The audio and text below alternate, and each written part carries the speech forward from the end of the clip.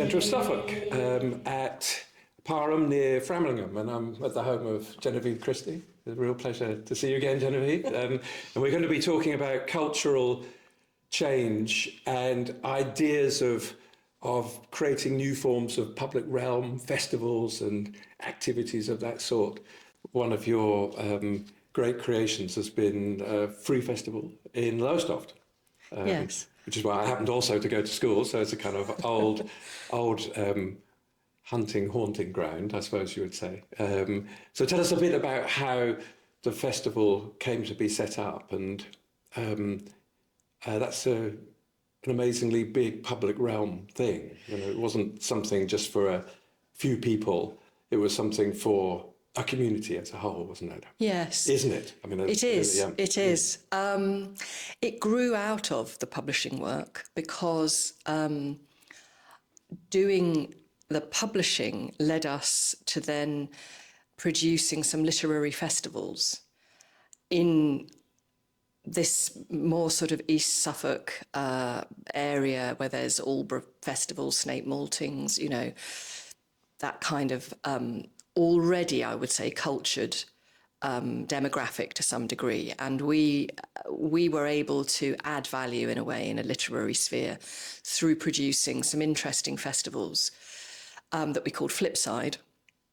And that had grown out of the publishing business. And while we were doing that, I became very interested actually in the sort of children's literature side of things, maybe because I had my own young family.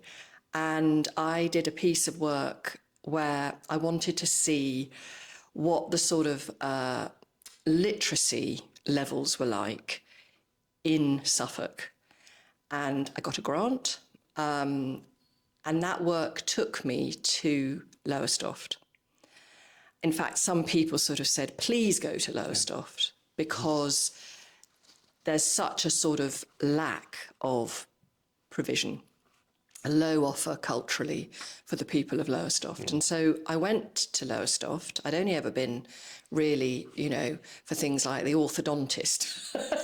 And it's quite well known for its dentistry, I think. And I knew very little about it. But it wasn't very far away, up the A12. And then I went there properly.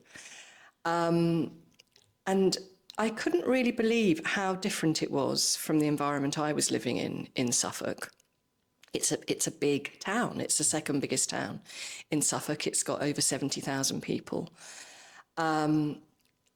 It had wonderful and has wonderful people who have been doing a lot of work, sort of holistic work for the quite high percentage of people who live there who suffer all sorts of deprivation. Yes. Because, probably as many people know, Lowestoft is one of those seaside towns that had a whole history and life linked to the fishing industry. It had merchants' houses and chandleries and ice companies and a vibrant, wonderful... Centre of the herring fishery, along with Great Yarmouth up the road. So. Exactly, a place where, you know, the railway sort of came to Lowestoft and trains would take carriages full of sort of fish to big cities, and it was a prosperous place, but all of that had started to diminish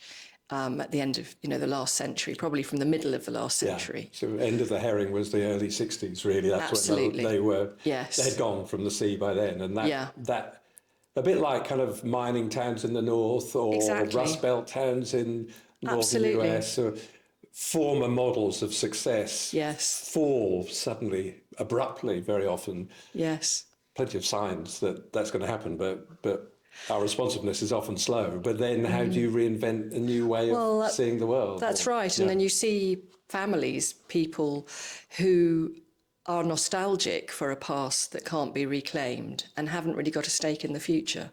And that's what I saw. And linked to that was also low levels of educational attainment, poor health, poor living conditions. And I went into a lot of schools. I was connected brilliantly by some really good sort of community activists to sort of key people who were working in the town. And out of that, we did one of our Flipside festivals, partially in Lowestoft. And we decided that we would just do a free day in the middle of the town, in the pedestrianised sort of high street. And we put a big tent up in the middle of the high street. And we had very simple activities, things like shadow puppets, just nice kind of easy, interactive kind of arts activities. We hooked in with the theatre there, which is called the Marina Theatre, and I think we did a bit of beatboxing there. And with the library, we brought some writers in. And it was a huge success. People were really bemused. They didn't really know what we were doing. Yeah. But because it was free and they had to walk through a tent, they sort of engaged by default. And what we saw was a real appetite, particularly with children and parents. We were also shocked by seeing a lot of people who were walking with walking aids and, obviously living an impoverished life and wouldn't have the means, when they're struggling to get by, to probably engage in the sort of cultural activity that many other people are able to do. So that really whetted my appetite to think, I live 45 minutes from this place and I'm living in another world. Yeah. My children are in a state school, but they're in a state school with an orchestra and a library, and why am I not seeing this in this place? And so I wanted to do more and more there. And so it's worth footnoting a little bit that just for the sake of listeners and viewers, is that dealing with coastal communities in the UK who have seen decline, sometimes heavy industrialisation was their model, but very often it was fishing based, and then it was visitor based, who also disappeared from the 1970s onwards as people went to other places and they lost their allure. That there hasn't been an answer found. There have been all sorts of commissions on coastal communities and rescue plans that haven't been seen through, and House of Lords wrote a big report on coastal communities, 2019-ish, 800 pages, no solutions. No. Just a litany of kind of problems. So the institutional response has almost been to stop at that diagnosis that you were just mentioning, but you then went on to kind of do. It hasn't. It's still ongoing. It's still ongoing. It's still ongoing. But yes, that creative bit then follows from there, where you go, yes, exactly. Who's going to do something about this? And I think when you have that sort of approach, starting small is quite a good way to go. And I started fairly small. I thought, well, I'll do some work in schools. And one of the projects that I did was around sport and poetry, because just like you've been saying, with the sort of reduction in domestic tourism, which Lowestoft suffered, it was seen that people in the town, although they have the most beautiful beach, were turning their back on their own coastal environment, that actually the coast didn't really become or mean anything in their lives. It was just where they were. Yes. And of course, when you go there as somebody who doesn't live there, and you think this is the most incredible resource and sort of life-giving force that you can live beside, albeit also a place of danger, and historically somewhere that was, I suppose, relied on and feared perhaps in equal measure. Yes. But when I did that small project, and it was 2016 actually, so when it was the Rio Olympics, I was able to bring in a wonderful young poet, Joseph Coelho, who went on to become the Children's Laureate some years later, and Paralympians. And we just did a sort of small project in schools where we commissioned Joseph to write a poem about Park Run, because that was starting in the town. Yeah. And all the schools then kind of got involved in poetry around the idea of sport. And then these amazingly inspiring Paralympians came into schools and talked about aspiration, ambition, exercise. And it was a really exciting project, and we had incredible response from the schools. And of course, that then led into thinking about other things. Yes. And we did another project, which we called Watertight Words, and that was around flooding in the town. So Lowestoft has been flooded twice dramatically. There were the floods in the 50s, the most famous 53, yeah. And then in 2013, yeah. Another big flood. Super high tide, yes. Yes, exactly. A surge, yeah. Really, yes, wasn't it? Was. And so it was very real, actually, even though the flooding and surges sort of come into a more industrial part of the town, it affected everybody. Yeah. And so the Watertight Words project was, again, really with schools and community groups to think about what it meant to people to live in a place that is on this vulnerable edge, really. Exactly. And which is, as you've already said, is socially vulnerable and historically vulnerable, as well as weather, climate change vulnerable. There's a kind of another angle to this. But exactly. There's a lot of things stacking up at one time. There are. And then what we were able to do with that project was we took the words that were generated. We worked with fantastic poet Dean Parkin, who knows Lowestoft inside out and comes from there, actually. And the words were then put onto boards that filled the windows of the defunct town hall in the north of the town, which had been standing empty for a long time. So all of these words to do with the lighthouse, fish and things like that in the windows. And that was an interesting element of the project because it connected us into an asset of the town in a way that was redundant.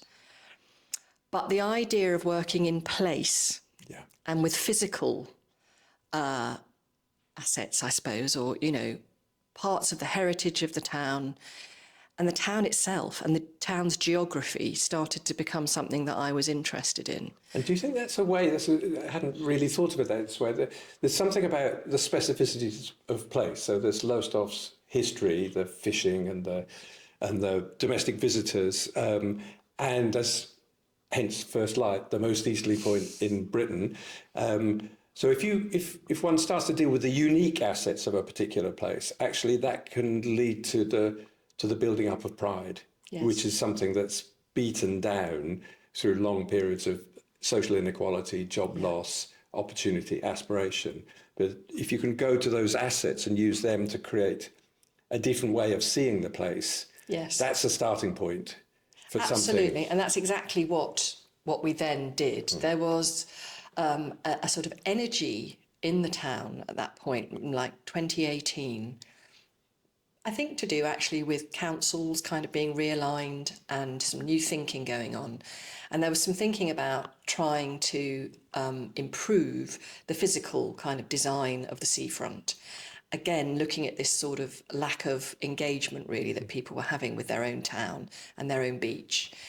And as part of that, I was pulled into some meetings around design, and I met someone called Wayne Hemingway, who I heard of because he was a fashion designer at one point and had a company called Red or Dead.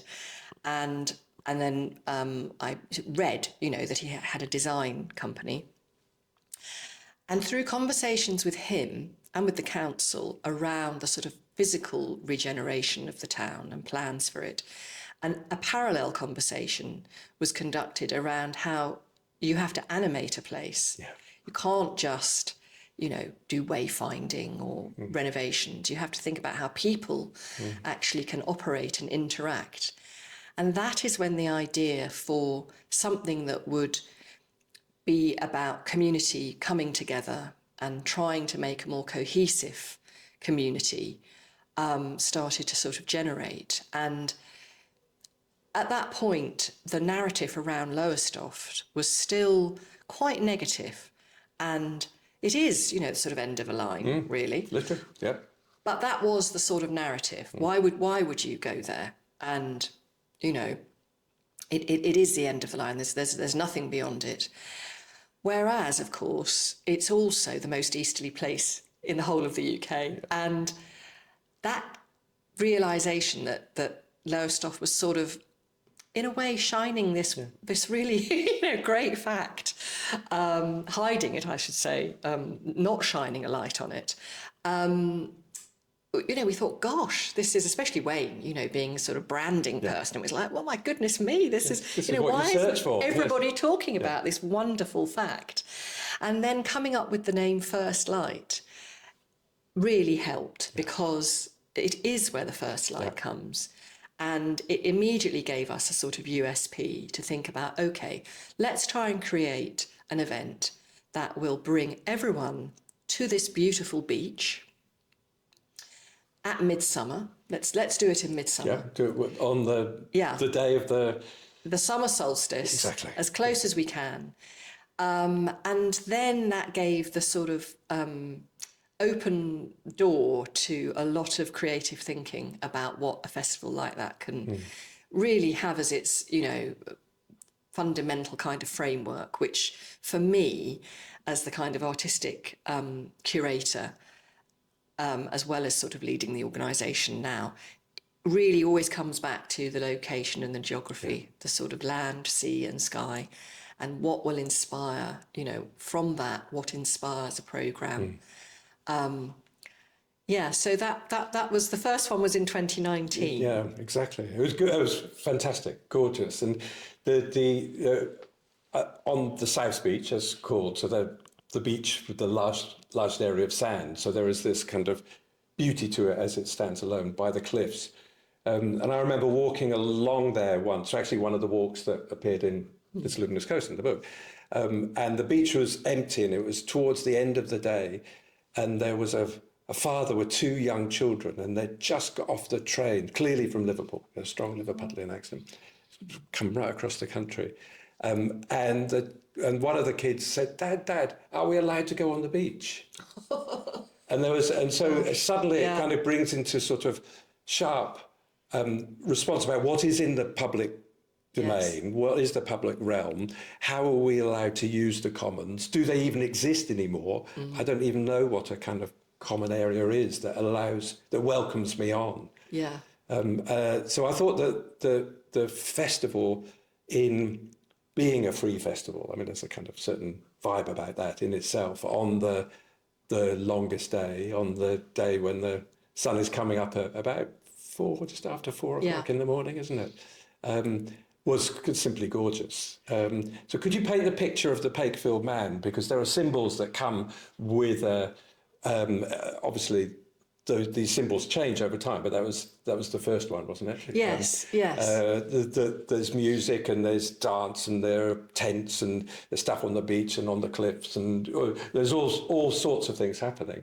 But there was, you very cleverly used a range of things that are going to get lodged in people's minds forever. I think. Well, and the kites later on, and there's a range of things that are used to kind of make people go, this is something I've never seen before, and therefore feel in some way inspired by that. Yes. Well, Pakefield Man, is in a way was a sort of something that I wanted to do, because I wanted to remind everybody of the heritage of the place. And Lowestoft is an interesting town, because often people will not say they're from Lowestoft. They'll say they're from different parts of Greater Lowestoft in a way. And Pakefield is, a part of Lowestoft, really. Maybe it's a parish of it.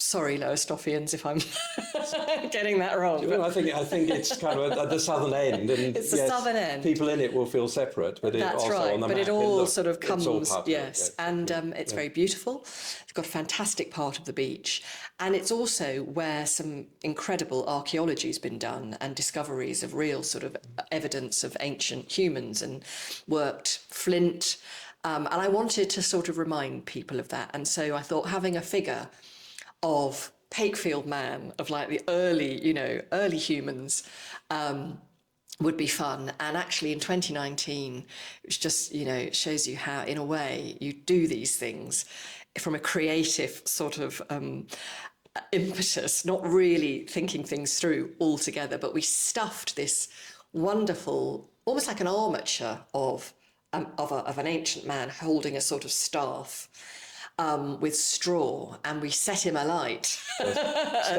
Standing in the water. Yeah, he was just in the shallows of the Yes. sea, and we set him alight by shooting flaming arrows at him. There was a bit of Burning Man. Yes, there was. in There our was, yes. thinking then, and actually the very first Light Festival was a non-stop 24-hour festival, which was hugely ambitious, but it captured people's imagination, and we had about 35,000 people come that first year, which was like, whoa, you know, this is incredible that people are really excited. And of course, because it's free, and it has to be free, it still has to be free, because it just takes away the barriers that, you know, immediately. You can come for 5 minutes, you can come for 5 Exactly. hours. Whoever you are, you can come. I mean, there's a completely and it's different for vibe. you. Yeah, Yes. exactly. And I think the thing that you were saying about, you know, whose beach is it in a way? These common areas, how do they belong to us? I mean, one of the things I was so pleased about was that we started a sort of dawn program, so saluting dawn. And part of that, we knew that things like yoga, and in fact, this year we're programming an Indian raga as well at dawn, but we did in 2019 with a wonderful musician called Talvin Singh. And we knew that sort of spiritual feeling at dawn would be important. And people came and they wanted to salute the sun and just do a sort of simple connection, I suppose, with the earth through very simple kind of yoga. But what happened after the festival was that people kept doing it. And from the festival, a monthly and then a weekly group of people came to do yoga on the beach with the wonderful inspirational woman who did that for us in the festival. Wow. And it was absolutely wonderful, and it still goes on. Yes. And that, I think, you know, that was people reclaiming their environment, connecting to it. And that was, fantastic for us. Yes.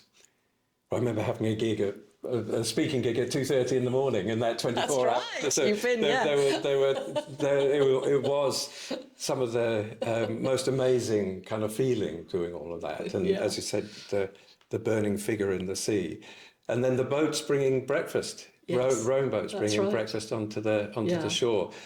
So I think that kind of imagery does stay with you and allows things to kind of settle into this feeling of the place. So looking back on that now, so we're speaking of 2026, so 7 years after. It hasn't been every year because, of course, COVID put a halt to everything for a while. But looking back over that time, how would you describe people of Lowestoft's views and sense of the thing? 35,000 came in year one and engaged in different ways, and maybe like in the high street, people are a bit puzzled to begin with because they're probably not sure if it's for them, you know, if you haven't done that sort of thing before. And it takes a while to claim it, that reclaiming and claiming is a thing, but it's also to do with agency. You know, do I feel this is for me, and am I going to allow this in to change me? Clearly the yoga people thought so because they kept going back. But what's the long-term picture now as we look back at this point? Well, you're absolutely right. I mean, I think these things take time. What happened in 2019 was that because so many people came, there was an incredible feeling of pride afterwards and confidence that, gosh, all of these people have come to our town.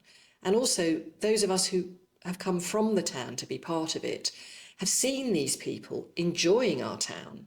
And so we can look at it differently. Yes, that's very nice. And that was wonderful. And then, of course, COVID came, and that was difficult. We had our own kind of interesting time with that.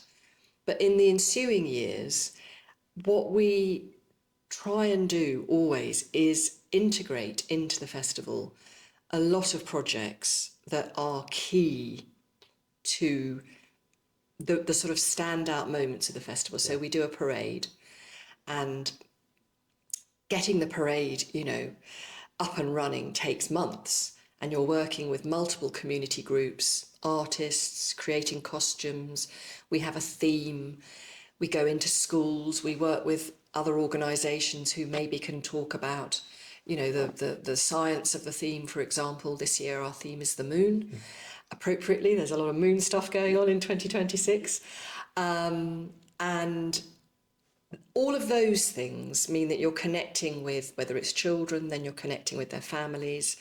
We do a lot of what's now called sort of creative health work.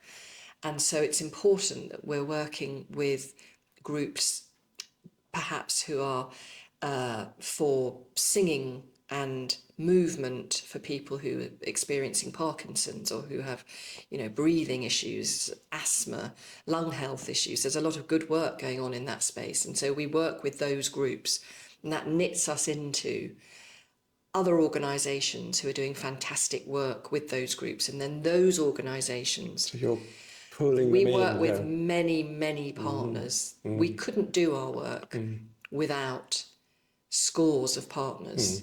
And that's brilliant.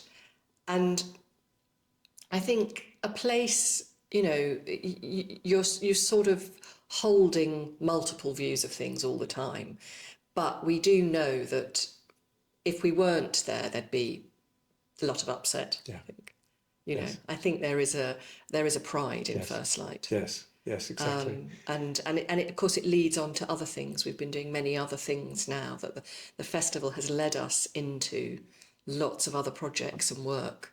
Isn't that interesting? So it's kind of opened up space, lots of paths, lots of different engagement, but also drawn on lots of communities, families, groups, schools that are already there. So this idea of there being lots of assets, natural, physical, human, social, within communities, even those that look at a particular time, look like they're very deprived.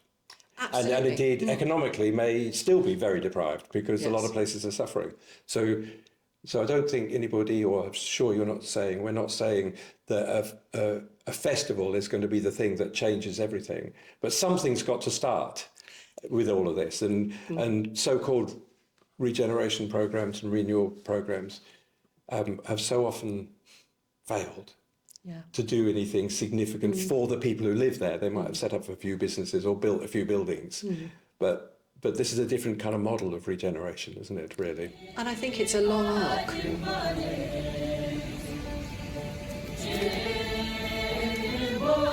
And what about Proud? So there's quite a lot of stuff in the First Light thing, something you're very proud of that may have been against the odds. So we've sort of described this as being a bit like that anyway, but is there something from your own kind of experience? Maybe it's one of the projects, or maybe it's a particular group of kids or something like that.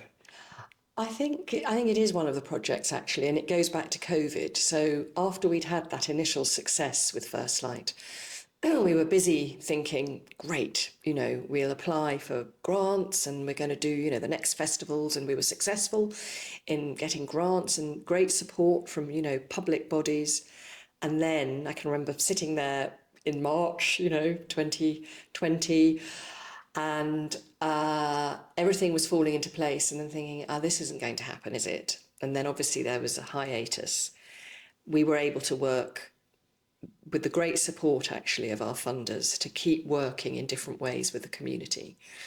And then in 2021, we decided that we needed to do something that was festival-like for all sorts of reasons, but as much for creative people that we were working with that had no work, and also for people in the town who, you know, needed expression and to get out and all of those things. And we created a project called First Flight. And that was a really simple idea.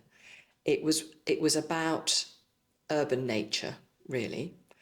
And it was about birds coming into Lowestoft, coming into that part of the coast, It was at the same time that a beautiful asset actually for Lowestoft called Carlton Marshes was in the middle of being developed. And I can't remember when it opened, but maybe it opened around that time. They were also in that difficult period. Suffolk Wildlife Trust. Suffolk Wildlife Trust. And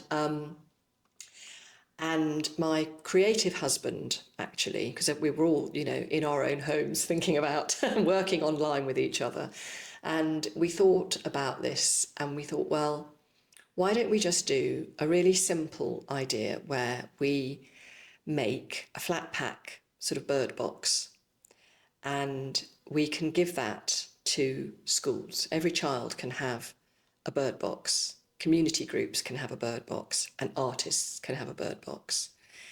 And we will think about the birds that come to this country and migrate, and that will be... Many of our most celebrated. Absolutely. Yeah. And that will connect us to the wider world in this very Lovely. interior sort of time.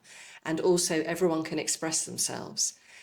And we did a very light touch sort of festival. We had some jazz music on the beach. We had a bit of dance. We had some shanty singers. Everyone had to keep apart from each other, but because we were in the open air, it was fine. And we installed thousands of bird boxes on the upper promenade and in the town. And it was really beautiful. And it was a really tough time. Yeah. But actually, it's one of the things I'm most proud of. Yeah, very good, beautiful, lovely thought. And I mean, they're things in themselves, but they're also symbolic of something very much greater. And that's a great story. That is a kind of core of a story. It's imagery, it's celebration, it's pride, but it's also telling something big from something small. Yes. Yeah, so that's gorgeous. Sometimes slightly troubling words about heroine or hero or somebody you looked up to, or might even be a community. But who would you? Have you got a heroine or hero that you would tell us about? Yes, I was thinking about it really, and I think most of my people I do look up to are women. Interestingly, for me, and I was thinking about Joan Littlewood actually as being someone who I always admired.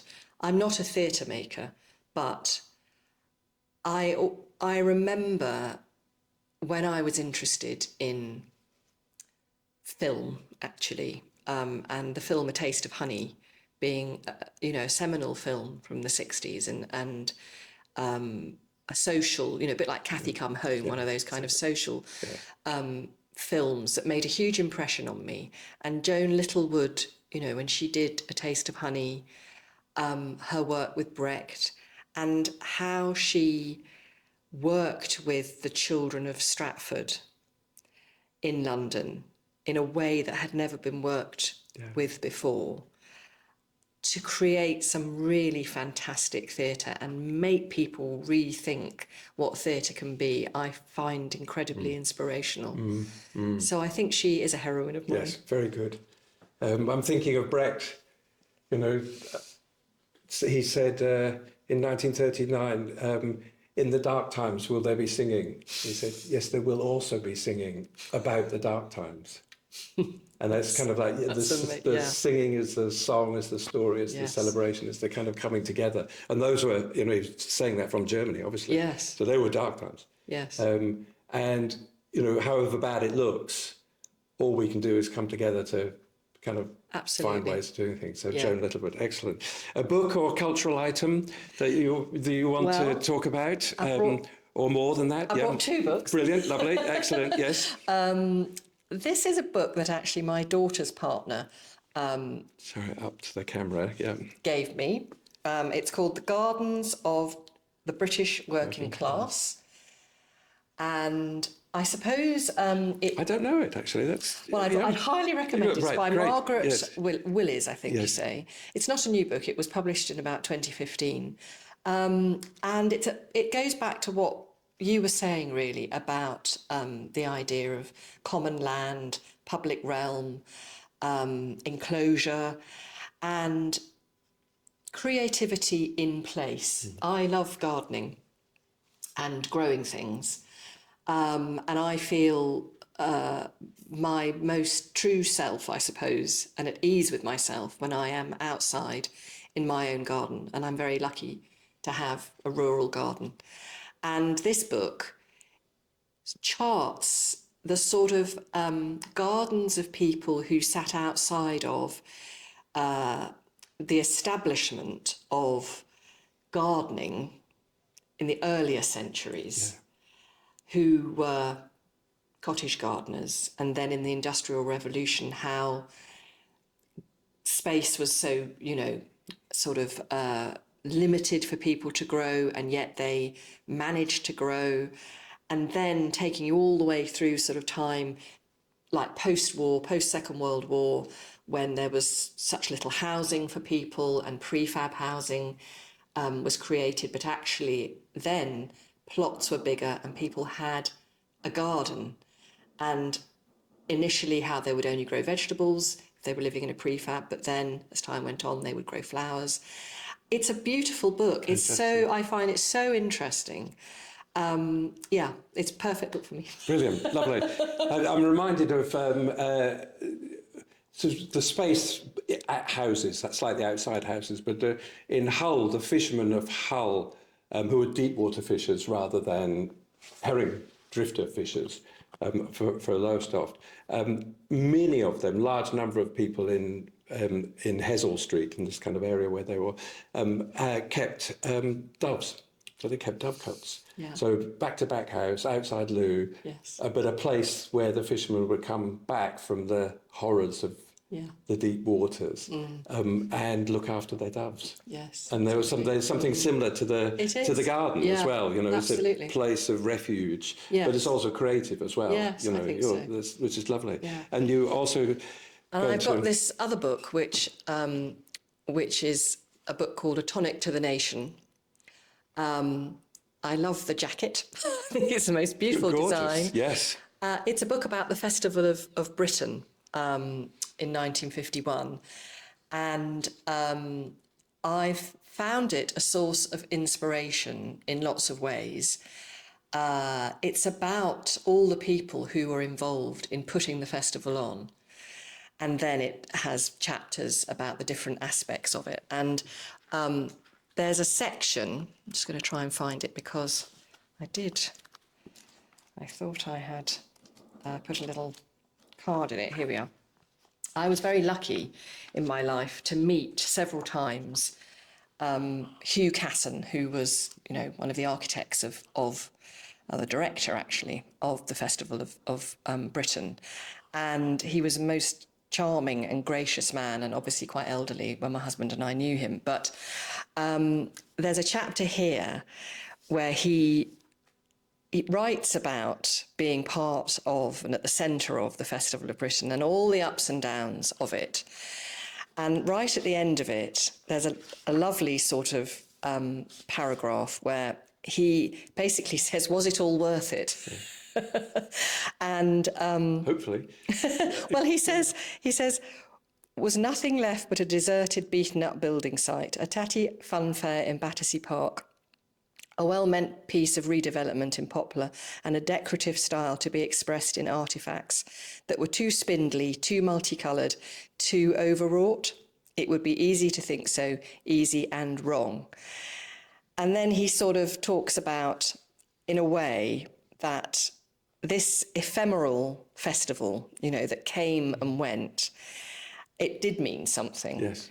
And he says, but the real achievement of the South Bank was that it made people want things to be better and to believe that they could be. It was noticeably unboastful, and nobody was taught to hate anyone. Beneath the flags and the fireworks, it had, in retrospect, a spiritual quality, which is good to remember.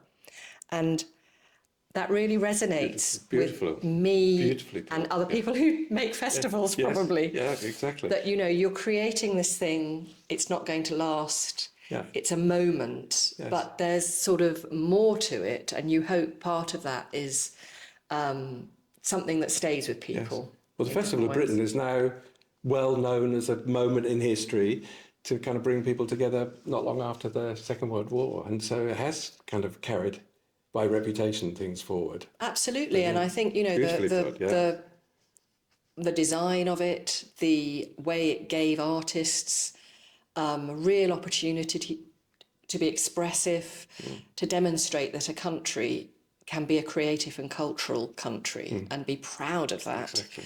I find, you know, wonderful. Wonderful. Your object. I think this is this the object? This is my object. Yeah. It's just a little gourd. Yeah. Grown by a friend. Gorgeous. There's a lot to like about it, I think. Yeah. I think it's a beautiful object. It's slightly odd because it's got these sort of blobs on it. Yeah. It's got wonderful colour combination. It's tactile, sits in my hand very well. It's something that is grown from seed. Yeah. It's your place thing again. Yes. Of a place. Yes. Come out of a place. It would also inspire me to think of festival design, perhaps conversations, you know, around food and production within a festival or arts context. That's my object. Very good. And one final word about a recommendation for what people might want to do. I mean, they can come to the First Light Festival in third week of June-ish. You know, that's when it will be. So there's that bit. But there's something about, we've talked about agency and kind of realising that there's something more that we can do, but we often don't realise that we can do that. So there has to be an intermediary thing that helps us across that little bit of a line to feel that we can do something different, be creative, whatever. And the festival helps, amongst all sorts of other things, helps people do that. But what would you say as a recommendation for what people should do, as it were? Just as a person? Yeah, exactly. Yeah. Well, grow more food. I mean, I suppose, you know, be interested in things. Yeah. Which I'm sure many of your guests say. Yeah, no, that's very good. Yeah. But I mean, I think be curious. Yeah. Look, listen, never stop looking in a different direction. You know, I think there's so many things that I am hoping that I'll be able to learn more about and then maybe share with people. And I think that's the thing, you know, it's like never ending. That's the richness of life. So I would say, be open, Brilliant. Be curious. Lovely. Great. Genevieve Christie, thanks very much indeed. It's been a real pleasure having you on. Thank you. Thank you.